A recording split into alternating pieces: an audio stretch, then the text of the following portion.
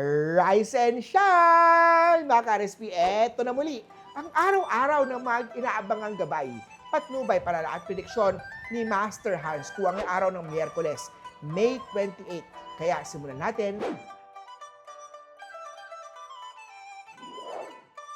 Para sa mga pinanganak ng Year of the Rat, magtabi ng bahagi ng sweldo para sa mahalagang gastusin tulad ng monthly bills. Ang maswerteng numero ay 9. Orange naman ang maswerteng kulay kay Year of the Rat. Para naman sa mga pinanganak ng Year of the Ox, give importance sa small gesture ng iyong partner. Ito ay part ng pagpapalakas ng inyong relasyon. Purple at 4. Kay Tiger naman tayo, huwag kalimutan uminom ng vitamins para sa added na proteksyon. Copper at 5. Huwag magpadala sa pressure. Gawin lang ang lahat na makakaya. Maniwala sa kasabihan na do your best and God will do the rest. Ang maswerteng kulay kay Rabbit ngayong araw ay aqua. Ang maswerteng number naman ay number 3 kay Year of the Rabbit ngayong araw.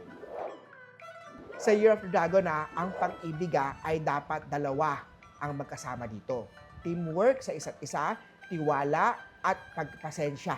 Ang maswerteng kulay ay cyan, number 7 naman swerte kay Year of the Dragon.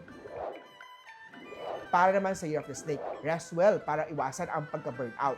Kaki at 3 ang maswerte kay Year of the Snake ngayong araw. Kay Horse naman, maghanap ng paraan para mapalago ang ipon ngayong taon. 8 ang maswerteng number, maroon naman ang swerteng color kay Year of the Horsey. Sa Goat naman tayo, huwag matakot sa pagbabago sa mga Year of the Goat.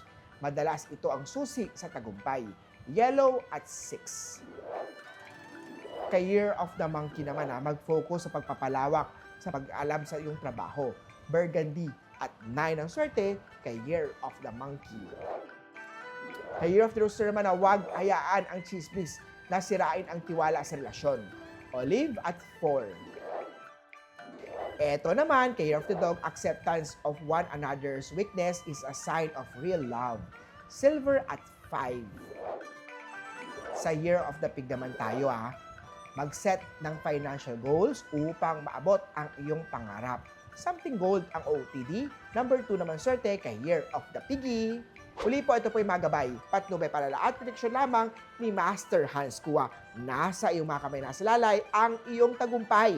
Kaya always, be positive at i-claim ang mga swerte, mga ka-RSP.